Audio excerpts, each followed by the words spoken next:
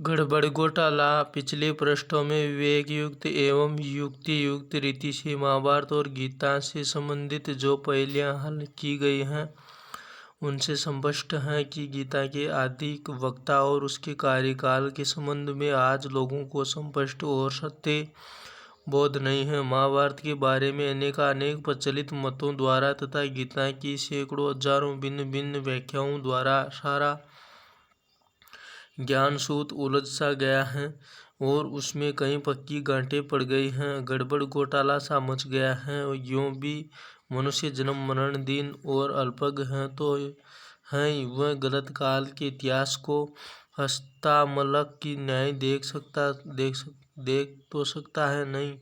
इस प्रकार भी आज जो महाभारत ग्रंथ उपलब्ध हैं उसमें सपक्ष इतने हैं कि मनुष्य के लिए उसमें से सत्य खोज निकालना संभव नहीं है। अतः महाभारत का सच्चा स्वरूप और क्या है और गीता का सच्चा सार क्या है,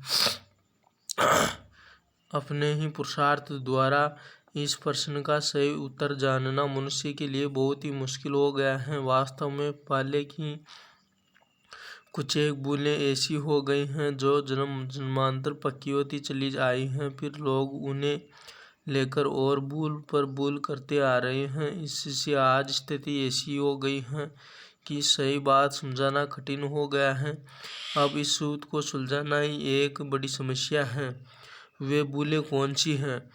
हम इस महत्वपूर्ण बात को पुनः दोहराने की जरूरत समझाते हैं कि इन भूलों में से सबसे पहली भूल तो यह है कि भगवान शब्द के अर्थ का अनर्थ कर दिया गया और गीता में जो भगवानवाद शब्द है उसको देवों के देव सर्वशक्तिमान ज्योति स्वरूप परमपिता परमात्मा की बजाय श्री कृष्ण देवता को बोधक देवों के देव सर्वशक्तिमान ज्योति स्वरूप परमपिता शिव परमात्मा की बजाय श्री कृष्ण देवता का बोधक मान लिया गया। इसका दुष्परिणाम ये हुआ कि गीता के महावाक्यों में वह शक्ति नहीं रही। गीता में तो भगवान के ये महावाक्य हैं, हे वत्स, तू अव्यभिचारी रीति से एक मुझ ही से योग लगा, मुझ ही से प्रीति कर, मुझ ही में मन और बुद्धि को स्थिर कर, तू एक मेरी ही शरण में आप में तुझे पापों से मुक्त करूंगा। अब भगवान शब्द को ज्योतिर्बिंदु स्वरूप ब्रह्मलोक के वासी पतित पावन परमात्मा की बजाय मनुष्य रूप वैकुंठवासी श्री कृष्ण का पर्यायवाचक मानकर कई लोगों ने तो श्री कृष्ण ही से योगयुक्त होना, उसी की शरण लेना और उसी पर मन स्थिर करना प्रारंभ कर दिया है और अन्य अधिकतर लोगों ने गीता को व्यवस्थित पूजा बताने वाला ग्रंथ मानकर उससे मुंह फेर लिया है। प्रथम प्रकार के लोगों ने तो रचयिता को छोड़कर रचना को अथवा परमात्मा को छोड़कर देवता को याद करना प्रारंभ किया है। इसके परिणाम स्वरूप न तो उन आत्माओं में वह शक्ति ही बर सकी जो सर्वशक्तिमान परमपिता परमात्मा प्राप्त हो सकती थी और न ही उनके पाप दग्ध हो सके, बल्कि देहधारी को याद करने के कारण देह अभिमानी स्थिति में रहने से उन द्वारा थोड़े बहुत विक्रम होते ही रहे। और दूसरी प्रकार के कई लोगों का तो भगवान से निश्चय ही उठ गया दूसरी प्रकार के कई लोगों का तो मन भगवान से निश्चय उठ गया, तब उससे प्रीति समर्पित होने या उससे योगयुक्त होने का तो प्रश्न ही उनके लिए निरर्थक हो गया। इन्हीं सब का परिणाम है कि आज आत्मा में पवित्रता, दिव्यता, योग्यता, शक्तियाँ का खजाना खाली हो गया है। उसकी पवित्रता तो दिवाला ही निकल गया है। आत्मा पिता परमात्मा से बिछड़ कर अनाथ, यतीम अथवा निधन हो गई है। हालात ये हैं कि आज लाखों करोड़ों लोग भिन्न भिन्न देवताओं से और कई तो नक्षत्रों, तत्वों या भूतों से भी सुख शांति की भीख मांग रहे हैं। वे पतित से पावन होने के लिए पुकार कर रहे हैं। जैसे दैहिक नाते से पुत्र को बपौती की विरासत अथवा जन्मसिद्ध अधिकार अपने माता पिता ही से मिलता है, वैसे ही आत्मिक नाते से भी आत्मा को अविनाशी परमपिता परम परम परम पवित्रता, शक्ति, शांति, आनंद और सुख की विरासत परमपिता परमात्मा ही से प्राप्त हो सकती है। परंतु दैनिक स्थिति यह है कि आत्मा तो उस परमपिता परमात्मा को बुलाकर देवताओं से ये आशा कर बैठी है, उसने ज्योति स्वरूप परमपिता परमात्मा की बजाय एक देवता से संबंध जोड़ लिया और उस देवता का भी उसे यथासत्य परिचय नहीं था। पांचवें महत्वपूर्ण योग के बारे में अज्ञान। दूसरी एक बहुत बड़ी भूल ये हुई कि लोगों ने ये मान लिया कि भगवान हर युग में अवतार लेते हैं। लोगों को काल चक्र अथवा युगों का चक्र का ज्ञान नहीं रहा और उन्हें पांचवें सबसे श्रेष्ठ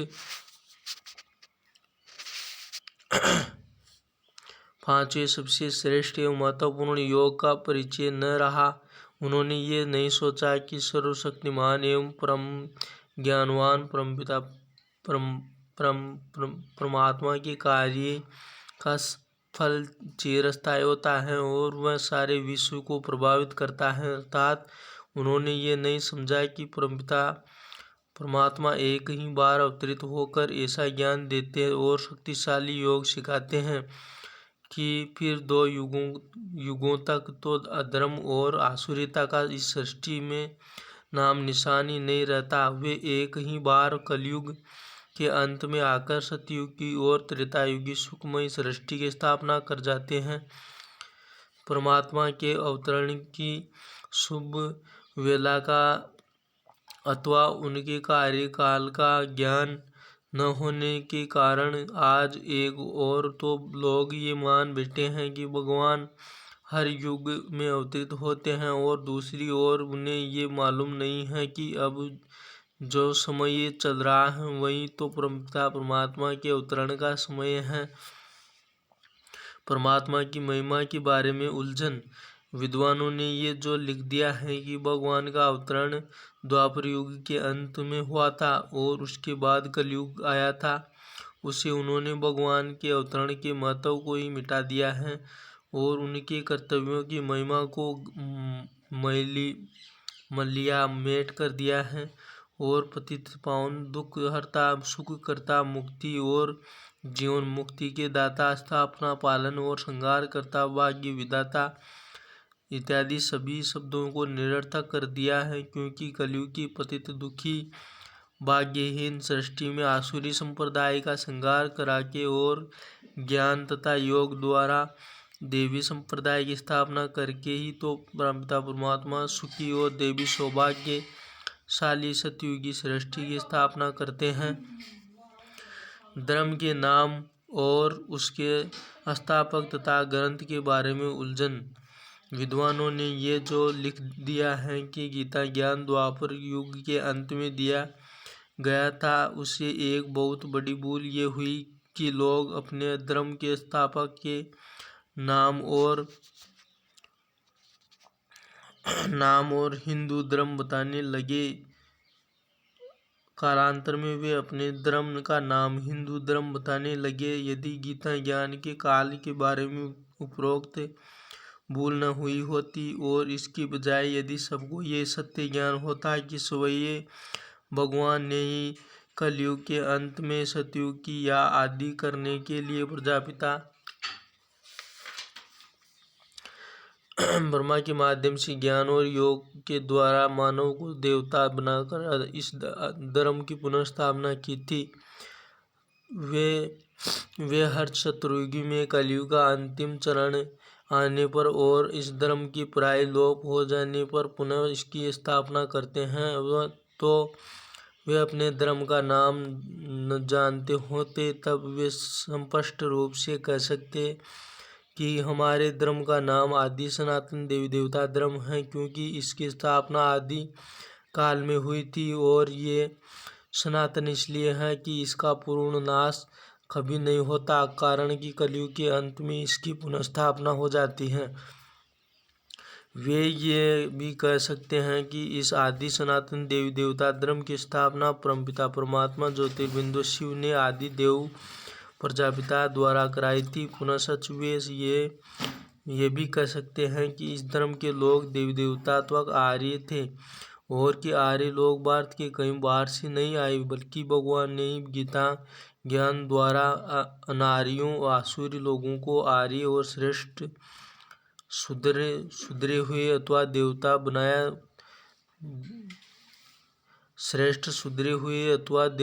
बनाया था। वे ये भी बता सकते हैं कि हमारे धर्म ग्रंथ का नाम श्रीमद् भगवद गीता है। धर्म प्राय लुप्त। अगला टॉपिक कल।